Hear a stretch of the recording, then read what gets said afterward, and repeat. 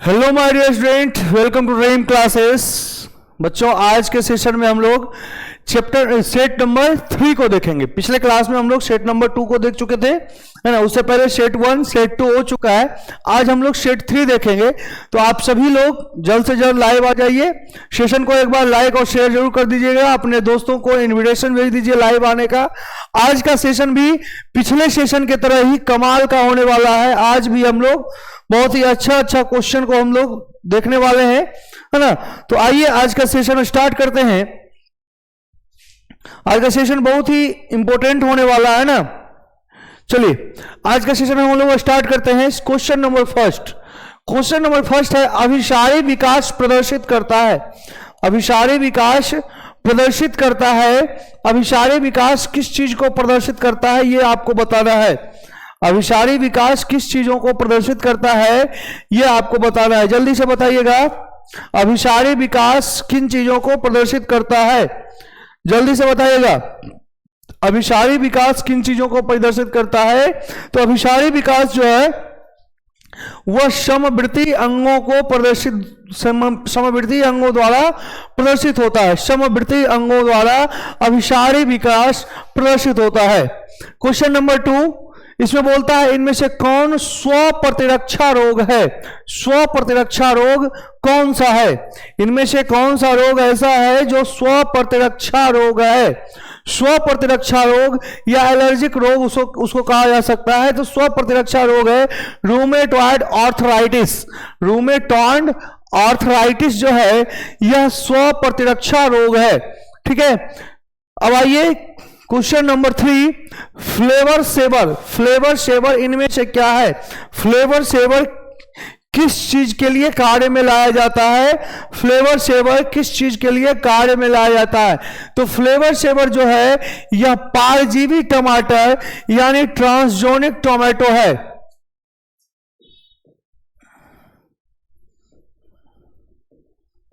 ट्रांसजोनिक tomato, ट्रांसजोनिक tomato है कौन? Flavr Savr. ठीक है। क्वेश्चन नंबर 4 को देखिए क्या बोल रहा है। क्वेश्चन नंबर 4 बोल रहा है, मिथेनोजेन नामक जीव सर्वाधिक प्रचुर होते हैं। मिथेनोजेन नामक जीव सर्वाधिक प्रचुर होते हैं। क्वेश्चन नंबर 4, मिथेनोजेन नामक जीव सूक्ष्म जीव जो है यह कहां सबसे ज्यादा प्रचुर मात्रा में पाया जाता है? आपको पता होना चाहिए मिथेनोजेन जो है इसका उपयोग मीथेन के निर्माण के लिए किया जाता है। मीथेन यानी बायोगैस के निर्माण के लिए इसका उपयोग किया जाता है। और बायोगैस पशुओं के बारे में यानी गोबर से प्राप्त किया जाता है। तो ये आपका राइट आंसर होगा पशुओं के बारे में। पशुओं के बारे में। क्वेश्चन नंबर 5, जीवाणु की कोशिका भित्ति को तोड़कर उसके डीएनए एवं अन्य बृहद जैव अणुओं को मुक्त करने हेतु कौन सा एंजाइम को उपयोग में लाया जाता है? कौन सा एंजाइम को उपयोग में लाया जाता है? जल्दी से बताइएगा। किस जीवाणु को उपयोग में हम यहां लाते हैं? जीवाणु की कोशिका भित्ति को तोड़ करके, सेल वॉल को तोड़ करके उसके डीएनए तथा अन्य बृहद जैव अणु यानी जीनों को मुक्त कराने के लिए किस एंजाइम का प्रयोग किया जाता है? क्वेश्चन नंबर 5, लाइसोजाइम का उपयोग किया जाता है ना। किसका उपयोग किया जाता है? लाइसोजाइम का उपयोग किया जाता है। चलिए क्वेश्चन नंबर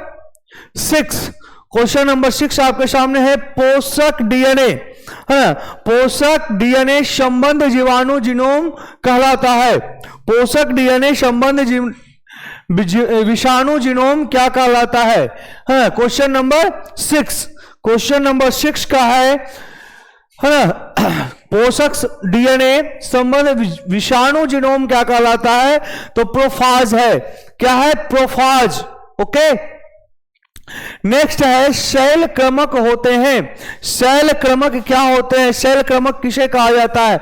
शैल क्रमक यानी शिलाओं पर जन्म लेने वाले पौधे को ही हम शैलक्रमक कहते हैं। शिलाओं पर यानी पत्थरों पर जन्म लेने वाले जीवाणु को, जन्म लेने वाले जंतुओं को ही हम क्या कहते हैं? शैलक्रमक के नाम से जानते हैं। ठीक है, देखिए इसका आंसर क्या होगा? Question number 7। क्वेश्चन नंबर 7, यह नग्न चट्टानी प्रदेश में पाया जाता है। यह कौन सा प्रदेश में पाया जाएगा? नग्न चट्टानी प्रदेश में। ठीक है, आइए क्वेश्चन नंबर 7 हो गया। क्वेश्चन नंबर 8, समुद्र तल पर रहने वाले जंतु कहलाते हैं। समुद्र तल पर कौन से जंतु रहते हैं जी? समुद्र तल पर कौन से जंतु रहते हैं? क्वेश्चन नंबर 8, क्वेश्चन नंबर 8, समुद्र तल पर कौन से जंतु रहते हैं? समुद्र के तल पर कौन सा जंतु रहता है? तल में रहता है वेंथिक, तल में रहता है वेंथिक। ठीक है, लेंटिक तालाब क्षेत्र में, लेंटिक किससे संबंधित है? तालाब क्षेत्र, तालाब क्षेत्र में लेंटिक और समुद्र तल में वेंथिक। ठीक है, ये आपका आंसर हो गया। क्वेश्चन नंबर 9, भारत का राष्ट्रीय पक्षी कौन सा है? इसको तो कोई भी बनाएगा, है ना। भारत का राष्ट्रीय पक्षी है कौन है जी? भारत का राष्ट्रीय पक्षी, भारत का राष्ट्रीय पक्षी है मोर है। मोर का देखिए वैज्ञानिक नाम ये है पैवोक्रेस्टस, पैवोक्रेस्टस ये मोर का वैज्ञानिक नाम है। इसको, ये आपका सही हो गया। क्वेश्चन नंबर 10, इनमें से कौन से ग्रीन हाउस गैस हैं? ग्रीन हाउस गैस कौन सा है? Green house gas, green house gas के रूप में इसमें किसका इस्तेमाल किया जाता है? Question number 10, question number 10, green house gas में CH4 भी है, कार्बन डाइऑक्साइड भी है, क्लोरोफ्लोरोकार्बन भी है, यानी आंसर हो जाएगा आपका डी, इनमें से सभी। ठीक है, क्वेश्चन नंबर 11, कॉपर टी का कार्य क्या है? कॉपर टी का क्या कार्य है? कॉपर टी जो एक IUD है, IUD यानी इंट्रायूरेटाइन डिवाइस है, यह IUD है, इंट्रायूरेटाइन डिवाइस है, जिसका क्या कार्य है? यह निषेचन को रोकने का काम करता है। क्या करता है? निषेचन को रोकने का कार्य करता है। आगे देखिए क्वेश्चन नंबर 10, दात्र कोशिका आरक्तता, दात्र कोशिका आरक्तता, इसका दूसरा नाम है sickle cell anaemia, sickle cell anaemia, anaemia, दात्र कोशिका आरक्तता, सिकल सेल एनीमिया प्रदर्शित करता है। क्या प्रदर्शित करता है? बताइएगा जल्दी से, क्या प्रदर्शित करता है सिकल सेल एनीमिया? है क्वेश्चन नंबर 12, क्वेश्चन नंबर 12, दात्र कोशिका आरक्तता किस चीज को प्रदर्शित करता है ना? किस चीज को प्रदर्शित करता है? तो यह जो प्रदर्शित करता है यह सहप्रभाविता को प्रदर्शित करता है, सहप्रभाविता को प्रदर्शित करता है। ठीक है, आगे आ जाइए क्वेश्चन नंबर 13, मक्का में जंपिंग जीन की खोज किसने की? मक्का में जंपिंग जीन की खोज किसने की? है मक्का में जंपिंग जीन की खोज किसने की? जल्दी से बताइएगा, मक्का में जंपिंग जीन की खोज किसने की? जल्दी से बताइएगा, मक्का में जंपिंग जीन की खोज किसने की? क्वेश्चन नंबर 13, हाँ, बासरवाला मैक्लिटॉक, है ना, बासरवाला मैक्लिटॉक ने मक्का में जंपिंग जीन की खोज करी। क्वेश्चन नंबर 12, ड्रायोपिथेकस इनमें से किसके अधिक समान थे? ड्रायोपिथेकस जो हमारा मानव का जो पूर्वज है ड्रायोपिथेकस, इनमें से किसके सबसे ज्यादा समान थे? हाँ, तो ड्रायोपिथेकस जो थे वह लंगूर के समान थे। किसके समान थे? लंगूर। हाँ, लंगूर, लंगूर यानी ऐप। ठीक है, आगे आ जाइए 15 कहता है कि इनमें से पश्य बीजाणु कौन है? पश्य विषाणु, पश्य विषाणु कौन है? पश्य विषाणु किसे कहा जाता है? तो पश्य विषाणु के रूप में ह्यूमन इम्यूनोडेफिशिएंसी वायरस यानी HIV को कहा जाता है पश्य विषाणु, रेट्रोवायरस। रेट्रोवायरस का हिंदी है पश्य विषाणु। ठीक है, तो पश्य विषाणु कौन है? Human immunodeficiency virus. स्पाइरुलिना में किसका, स्पाइरुलिना जो है किसका प्रचुर स्रोत है? स्पाइरुलिना क्लोरेला, क्लोरेला और सिनेडिस्मस, सिनेडस्मस, ये तीनों जो हैं, यह तीनों सिंगल सेल प्रोटीन है ना, single cell protein, single cell protein कहा जाता है जिसमें कि प्रोटीन की मात्रा सबसे अधिक होती है। ठीक है, आगे आ जाइए। 17 भारतीय भैंस, भारतीय भैंस का जंतु वैज्ञानिक नाम यानी जूलॉजिकल नेम क्या है? भारतीय भैंस का जूलॉजिकल नेम क्या है ना? भारतीय भैंस का जूलॉजिकल नेम क्या है? जल्दी से बताइएगा। बॉस बुबलीज है ना, बॉस बुबलीज, बॉस बुबलीज जो है इसका वैज्ञानिक नाम है भारतीय भैंस का। बॉस बुबलीज जो है वह भारतीय भैंस का वैज्ञानिक नाम है। ठीक है, क्वेश्चन नंबर 17 यहां पे देखिए, ये वाला जो होगा ये होगा, लेकिन ये गलत लिखा हुआ है, इसको आप याद रखिएगा। बॉस बुबलीज, ठीक है, बुबलीज ये जो है आपका भारतीय भैंस का वैज्ञानिक नाम है। ठीक है, बॉस इंडिकस ये आपका हो जाएगा गाय का, ये किसका है? गाय का है। ठीक है, चलिए क्वेश्चन नंबर 18 है, मानव जीनोम प्रोजेक्ट यानी एचजीपी की खोज किसने की? एचजीपी की खोज यानी एचजीपी की शुरुआत बोला जा सकता है कि एचजीपी की शुरुआत जो है किनके द्वारा किया गया था? ह्यूमन जीनोम प्रोजेक्ट का जो शुरुआत है वह किनके द्वारा किया गया था? क्वेश्चन नंबर 18 है ना, question number 18 Francis Collins and रेडोरिक के द्वारा, फ्रांसिस कॉलिन तथा रेडोरिक के द्वारा किसका इस्तेमाल किया गया था? ह्यूमन जीनोम प्रोजेक्ट का शुरुआत किया गया था, खोज किया गया था एचजीपी का। बेसिलस थुरिनजिएंसिस, बेसिलस थुरिनजिएंसिस द्वारा स्रावित अविष्य प्रोटीन है ना, अविष्य प्रोटीन इनमें से कौन है? बेसिलस थुरिनजिएंसिस जिसका परिचय हम लोग सेट 2 में ले चुके हैं, बार बार 2 बार हम इसका परिचय दे चुके हैं। बेसिलस थुरिनजिएंसिस यह एक प्रकार की बैक्टीरिया है जिसको कि हम कपास के ऊपर छिड़कते हैं, इसके शुष्क बीजाणु को, और कपास का बचाव होता है इससे, है ना, कपास का बचाव इससे होता है। जिस कपास में इसका इस्तेमाल किया जाता है पीड़कनाशी के तौर पर, उसको हम बीटी कपास कहते हैं, और इसके अंदर क्राई जीन होता है। कौन सा जीन होता है? क्राई जीन होता है, और क्राई प्रोटीन रिलीज करता है, और इसके इसी प्रोटीन के कारण, क्राई प्रोटीन के कारण ही जो वर्ग कपास को खाते हैं उनका पेट जो है फूल जाता है, उनमें विष आ जाता है, पेट फूल जाता है और वो मर जाते हैं। क्वेश्चन नंबर 20 मिमित की उपयोगिता है, मिमित की उपयोगिता है, मिमित जो है, मिमिति जो है इसकी क्या उपयोगिता है ये बताना है आपको।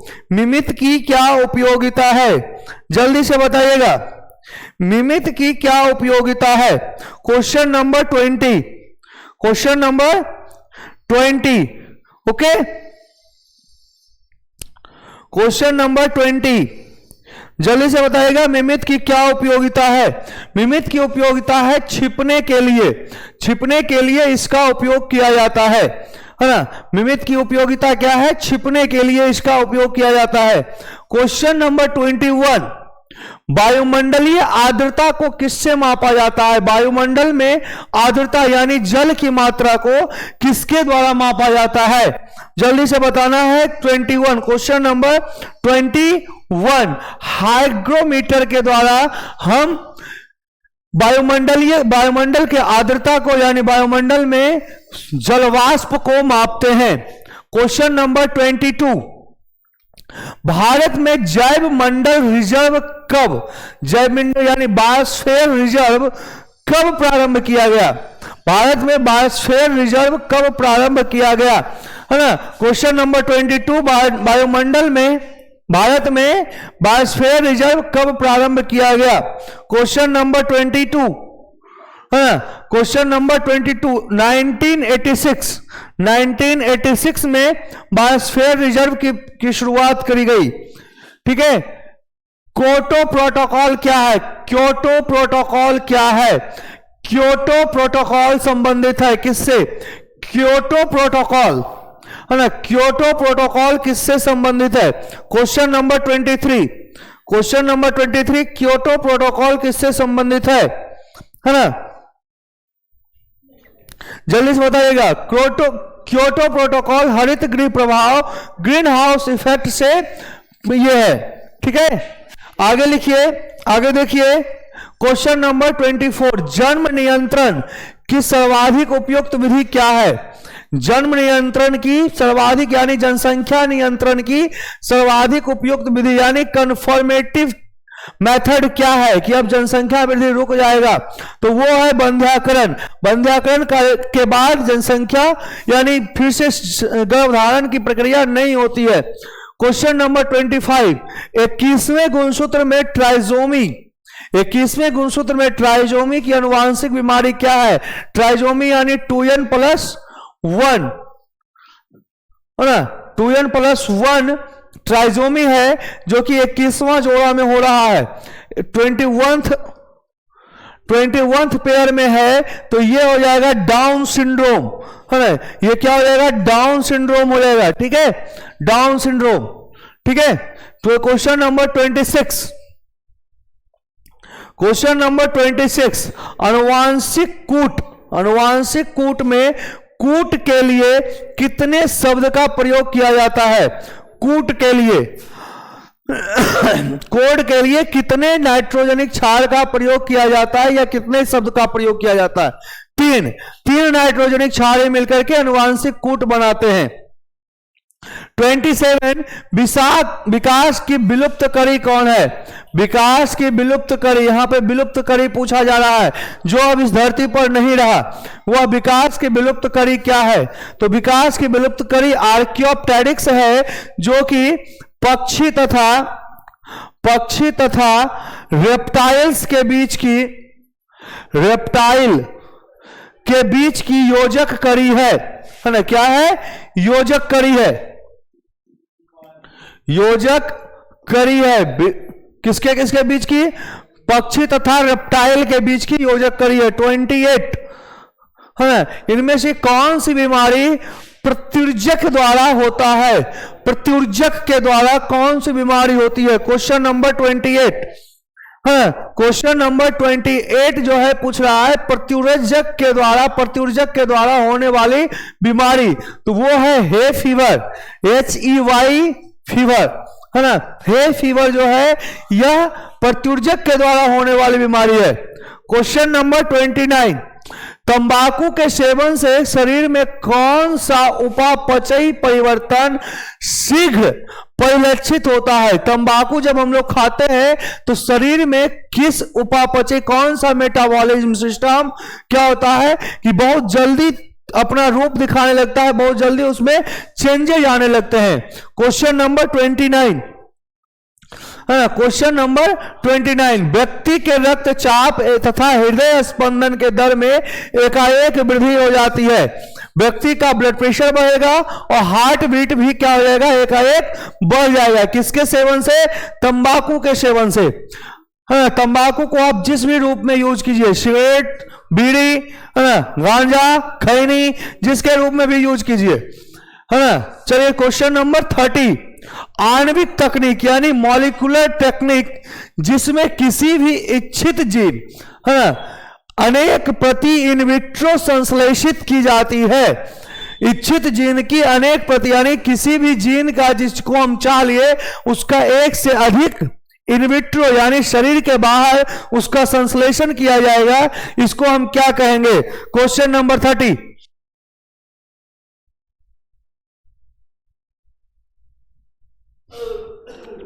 क्वेश्चन नंबर 30, यह प्रोसेस कहलाएगा PCR process, polymerase chain reaction. है ना, polymerase chain reaction. Question number 30 हो गया। क्वेश्चन नंबर 31, क्वेश्चन नंबर 31 बोलता है आणविक जीन अभियांत्रिकी में किसका प्रयोग होता है? मॉलिक्यूलर जीन टेक्नोलॉजी में या टेक्निक में या इंजीनियरिंग में किसका हम प्रयोग करते हैं? किस चीज का प्रयोग किया जाता है? क्वेश्चन नंबर 31, क्वेश्चन नंबर 31 यह है तंबाकू में इसका प्रयोग किया जाता है। क्लियर है? क्वेश्चन नंबर 32 निम्न में से अकार्बनिक पदार्थ का प्रयोग करते हैं। निम्न में से अकार्बनिक पदार्थ का प्रयोग कौन करता है? जल्दी से बताना है। निम्न में से अकार्बनिक पदार्थ का प्रयोग कौन करता है? क्वेश्चन नंबर 32 है ना। स्वपोषी जो है यह अकार्बनिक पदार्थ का प्रयोग करते हैं।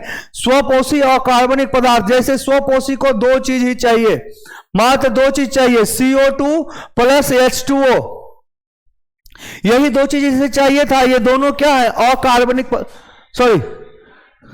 अकार्बनिक पदार्थ का प्रयोग स्वपोषी करता है। चलिए आगे बढ़ते हैं। क्वेश्चन नंबर 33 चरम समुदाय किस क्षेत्र में पाया जाता है? चरम समुदाय है ना, चरम समुदाय किस क्षेत्र में पाया जाता है? चरम समुदाय यानी सबसे ज्यादा समुदाय, सबसे ज्यादा घनी आबादी किस क्षेत्र में पाई जाएगी? जो क्षेत्र संतुलित रहेगा, जो क्षेत्र क्या रहेगा? संतुलित रहेगा, जिसमें सभी प्रकार की अनुकूलतम व्यवस्था होगी, उस क्षेत्र में चरम समुदाय पाए जाएंगे। जिस क्षेत्र में अनुकूलतम व्यवस्था होगी, जीवों के अनुकूल व्यवस्था होगी, उस क्षेत्र में चरम समुदाय पाया जाएगा। ठीक है। क्वेश्चन नंबर 34 सल्फर का सबसे बड़ा संग्राहक कौन है? सल्फर सबसे ज्यादा कहां पाया जाता है? कौन से क्षेत्र में सबसे ज्यादा सल्फर मिलता है ना? Question number 34, question number 34 sulphur सबसे ज्यादा कहां पाया जाता है? तो चट्टानों के बीच सल्फर सबसे ज्यादा पाया जाता है।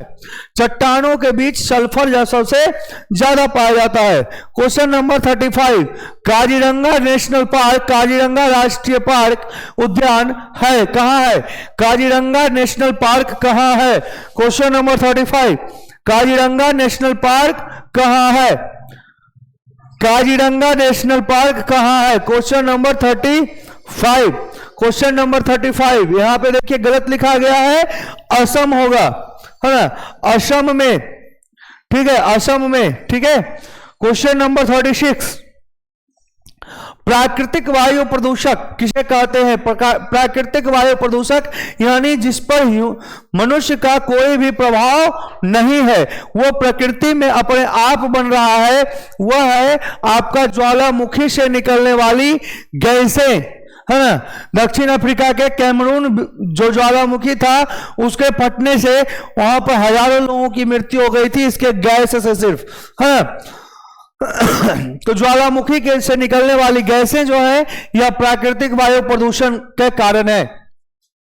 केंद्रीय औषधि अनुसंधान संस्थान, केंद्रीय औषधि अनुसंधान संस्थान सेंट्रल ड्रग रिसर्च इंस्टीट्यूट द्वारा कौन सी गर्भ निरोधक गोली का तैयार किया गया है?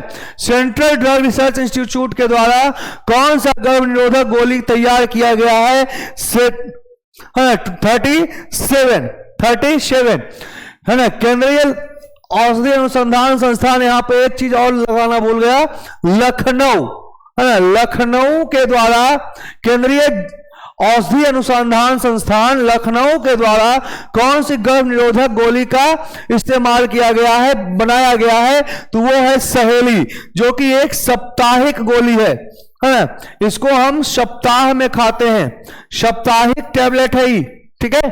क्वेश्चन नंबर 38 एक ही स्थान पर उपस्थित रहने वाले जीन जिनके विभिन्न अभिव्यक्ति होते हैं, एक ही स्थान पर एक ही स्थान पर जीन है, लेकिन उनके बहुत सारे अलग अलग अभिव्यक्ति हैं, उन्हें हम क्या कहते हैं? क्वेश्चन नंबर 38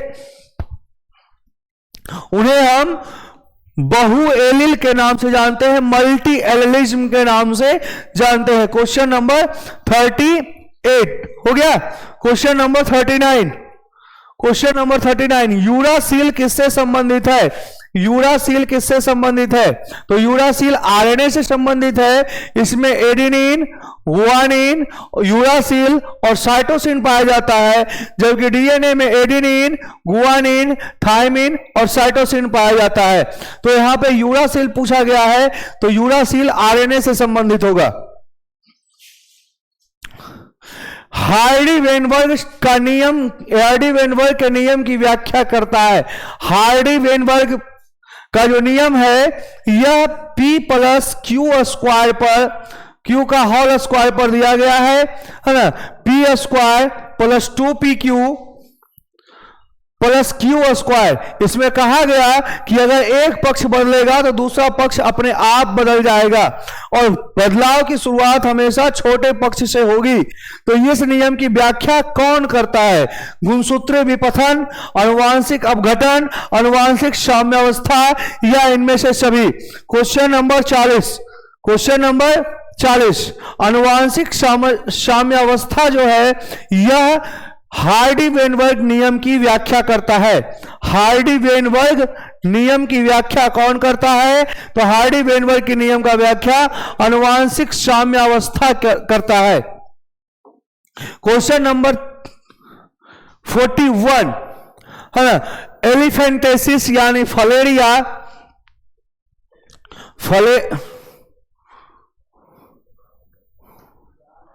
फलेरिया है ना, फलेरिया या हाथी पांव, हाथी पांव, यह जो है किस, इसका कारक कौन सा है? इसका कारक है बुचेरेरिया वानक्रॉप्टाई, वानक्रॉप्टाई है ना, बुचेरेरिया वानक्रॉप्टाई जो है यह इसका कारक है, Wuchereria bancrofti. Clear? 42, question number 42, pisciculture मत्स्य पालन किससे संबंधित है? मत्स्य पालन किससे संबंधित है? मछली पालन किससे संबंधित है? कोई भी बच्चा ऐसे ही अपना सोच समझ कर मार देगा। जलीय जंतु से, मछली पालन जल में होता है ना, जलीय जंतुओं से यह संबंधित है। ठीक है, तो इस तरह से आज आपका तीसरा सेट खत्म हुआ।